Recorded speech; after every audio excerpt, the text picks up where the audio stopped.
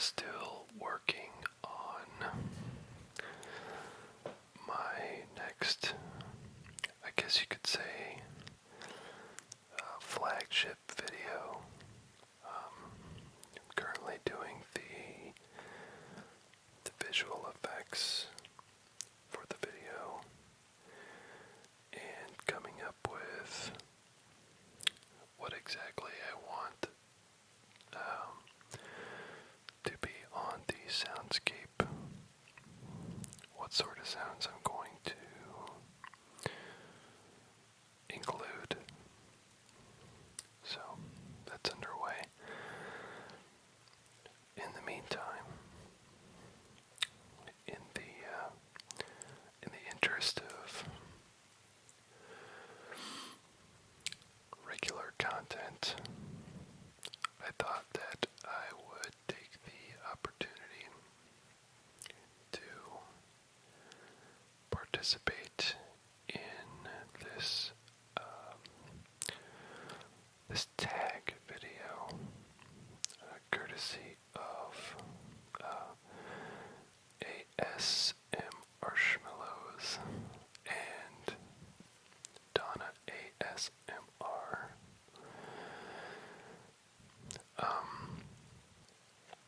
Donna was actually the one who tagged me in this for this video, and the idea is to pronounce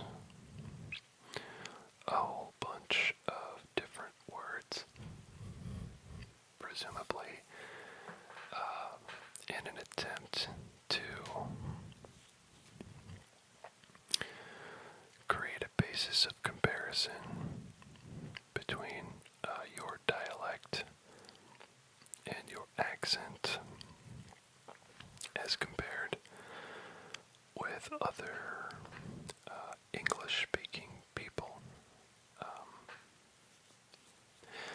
So I have the list here, but first it starts out with, what is your name? My name is Nick. My YouTube username is ASMR by Design. Where are you from? The middle of the United States.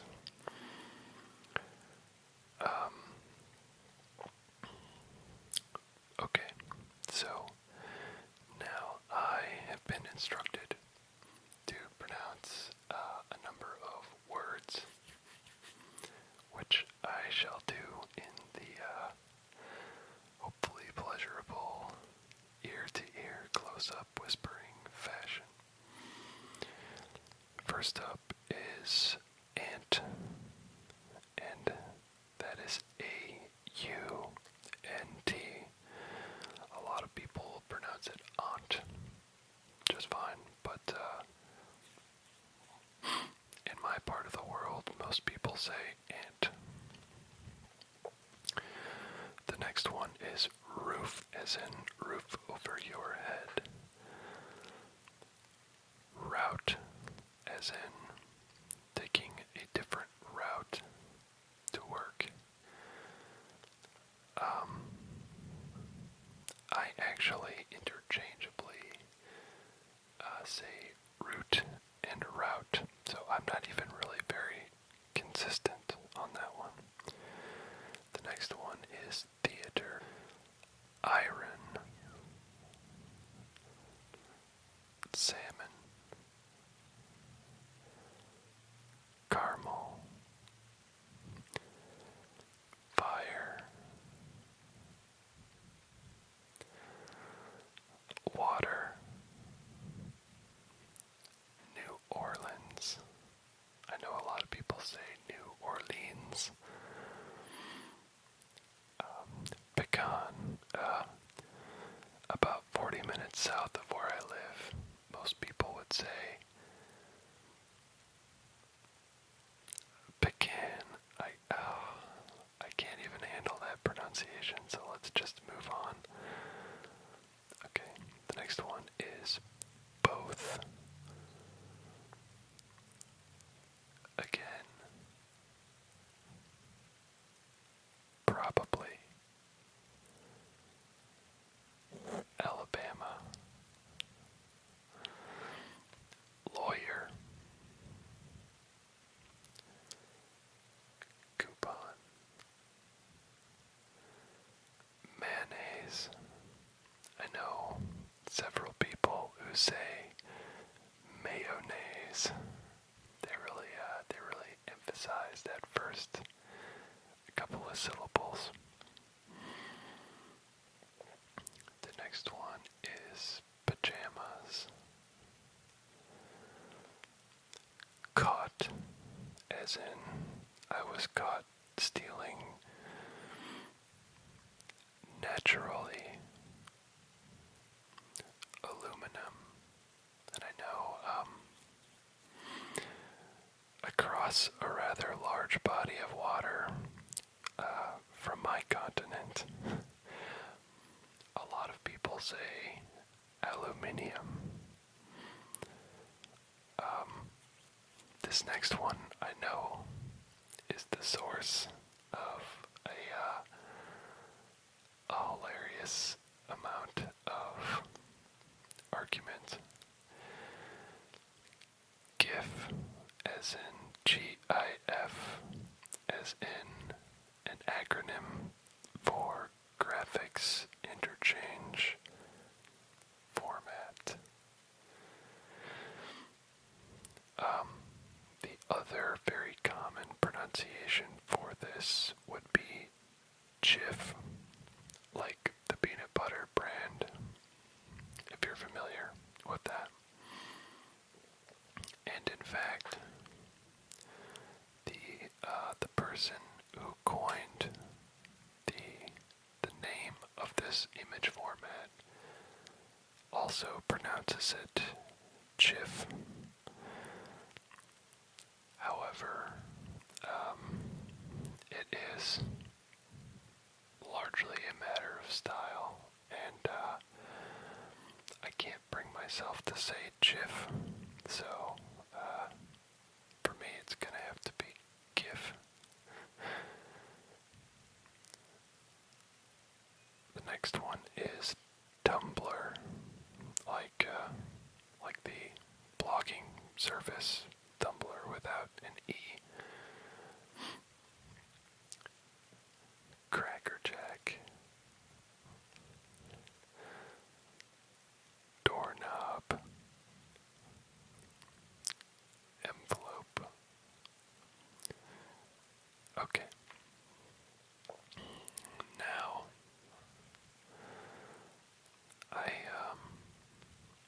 am being instructed to answer a number of questions that I think are further meant to define my cultural location within the world.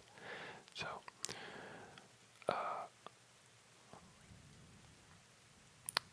what is it called when you throw toilet paper at a house?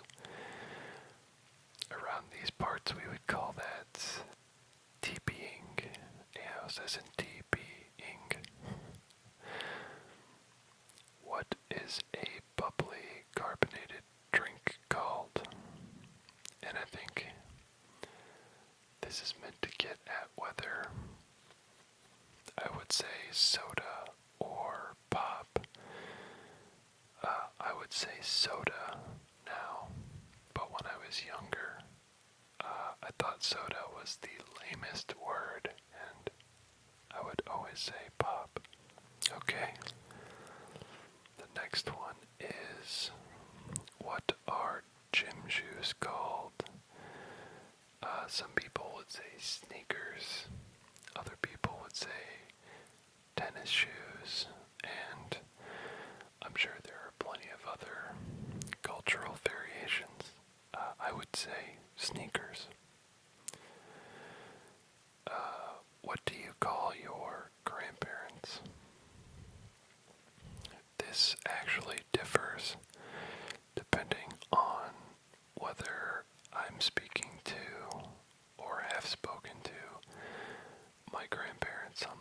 mother's side, as opposed to my grandparents on my father's side.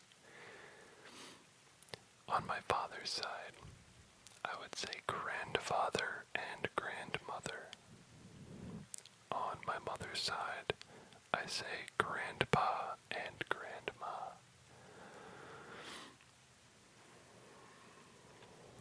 What do you call a wheeled contraption in which you carry groceries in the supermarket? I would call that a shopping cart.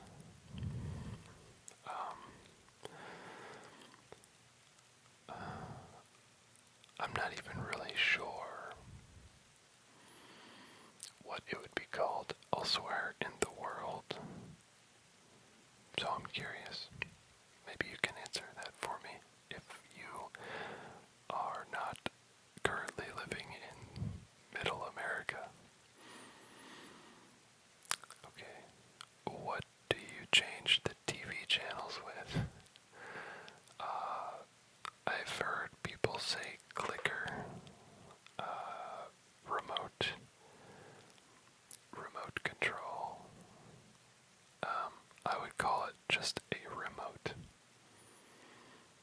for brevity. I don't think I can do clicker. No clicker, it just doesn't feel right. Okay. Choose a book and read a passage. Okay, the book that I have chosen is Future Noir, The Making of Blade Runner. I'm going to randomly choose a passage. This is part of the description of one of the scenes in the movie, and the book attempts to explain some of the background and sort of salient details. The passage is entitled Deckard Phones Pris. Following a brief shot of him driving his sedan through the 2nd Street Tunnel, Deckard is next seen parked on a rain-lashed, deserted city street. This parking shot was filmed on the old New York street set. Unbeknownst to Ford, as in Harrison Ford, a street gang composed of a teenage girl, another person, and 2 little people is walking down the same street speaking German. Part of their translated conversation, supplied to this author by William Kolb and Rick Connor, runs as follows. Hey look, someone left us a small gift. Anybody in it? No, wait until the cops are gone. Wait until the cops are gone. A police spinner now descends from the sky, causing the street gang to scurry into hiding.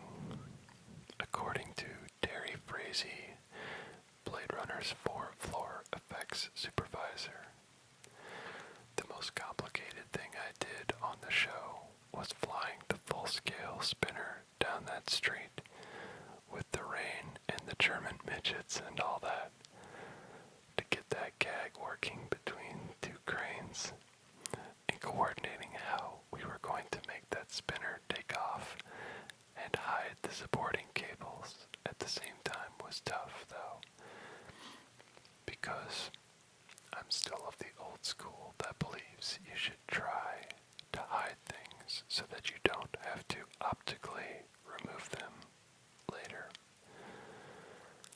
Both Hampton Fancher and David Peoples deny writing the anonymous spinner cop's parting phrase, have a better one. A catchy 2019 farewell, which is also one of the film's more memorable bits of dialogue. And indeed, I probably use the phrase, have a better one, at least once every day in my life. I think that was dreamed up during post-production when Ridley was looping dialogue Peebles recalls. Nobody seems to know anymore who actually wrote it. Deckard now uses his in-dash vid phone to telephone Sebastian's apartment. Pris can be seen on a small screen answering the call before she abruptly hangs up.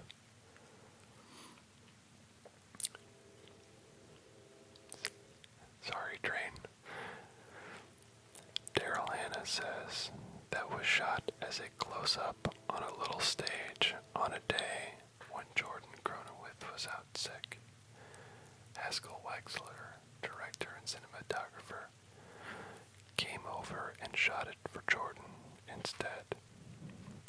And by the way, that means he was not the director and cinematographer of Blade Runner, but rather those were his skill set. Wexler, I think, had very little to do with Blade Runner, but he was standing in for Jordan Cronenwith, who was the director of photography, and was unfortunately suffering from Parkinson's at the time. So, that is a passage of a book. Sorry, it wasn't amazing fiction or anything like that. It just happened to be the book I turned around and saw, and it seemed appropriate given my love for Blade Runner, which is never-ending, infinite, and annoyingly obvious to everybody who will listen to me. Okay, the next question is, do you think you have an accent? The answer is absolutely yes. Every single person in the world has an accent, at least by my definition, because it seems that an accent is a relative concept.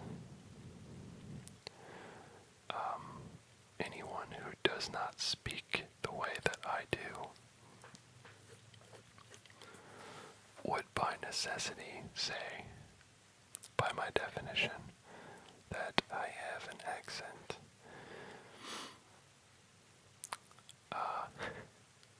This is an odd one that I didn't see before. The question is wizard or vampire? Wizard, all the way. Anytime I play like a role-playing game, I always go for the mage. In fact, I just started up Fire Emblem Awakening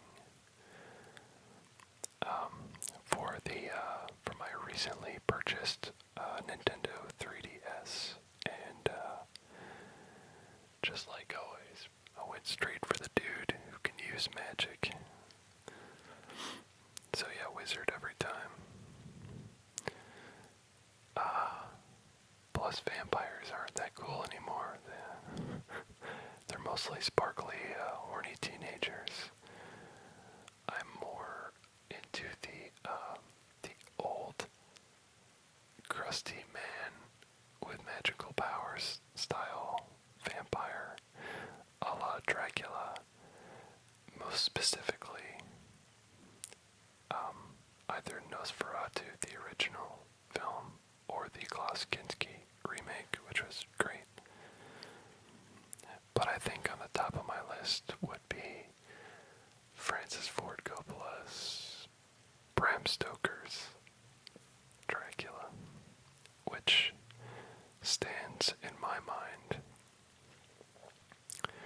as one of the 5, maybe 10 greatest practical effects non-CG movies of all time. to talk about. Maybe I'll dedicate a video to practical effects movies as a list, and then we can talk about that a little bit. Maybe I'll try to track down like a nice hardcover, glossy format book with good sci-fi and horror practical effects screenshots, and we can flip through that for a video. Do you know anyone from YouTube in real life? No, I do not. I don't believe so. Anyway, unless my friends aren't telling me something. And lastly, say any 3 words. Okay. Microphone.